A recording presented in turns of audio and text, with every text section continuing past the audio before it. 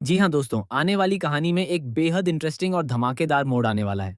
Show में आप देख रहे हैं कि नंदिनी को यकीन ही नहीं हो रहा कि उसका अपना करण ही धोखेबाज निकला। वहीं तुलसी भी इस बात को स्वीकार नहीं कर पा रही कि उसका बेटा इतना गलत कैसे कर सकता है। शादीशुदा होने के बाद भी उसका अफेयर चल रहा था, और सिर्फ अफेयर ही नहीं बल्कि उसका एक बेटा भी है। ये सच जानने के बाद तुलसी गुस्से में कर्ण को थप्पड़ पर थप्पड़ मारती है। तभी वहां आ जाता है अंश का बेटा रियो, जो तुलसी का हाथ पकड़ लेता है। तुलसी गुस्से में होती है, लेकिन जैसे ही उसकी नजर उस लड़के पर पड़ती है जो बिल्कुल अंश की तरह दिखता है, वह हैरान रह जाती है।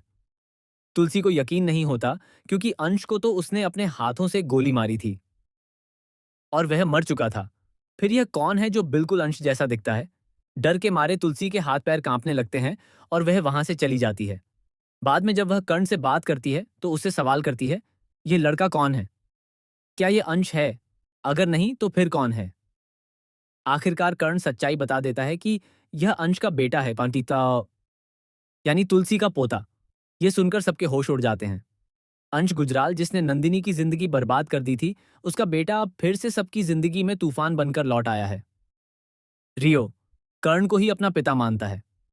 कर्ण उसके लिए एक परफेक्ट डैड है और वह उसी से सबसे ज्यादा प्यार करता है। लेकिन असली ड्रामा तब शुरू होगा जब रियो वीरानी हाउस में कदम रखेगा। वहां मौजूद हर शख्स के पैरों तले जमीन खिसक जाएगी। सबसे बड़ा झटका नंदिनी को लगेगा, जिसे अपनी आंखों पर विश्वास नहीं होगा। अंश की यादें, उसका दर्द और उसका अतीत फिर से नंदिनी के सामने जिंदा हो जाएगा। एक बार फिर उसकी जिंदगी उसी मोड़ पर आ खड़ी होगी जहां से वह कभी बड़ी मुश्किल से निकली थी।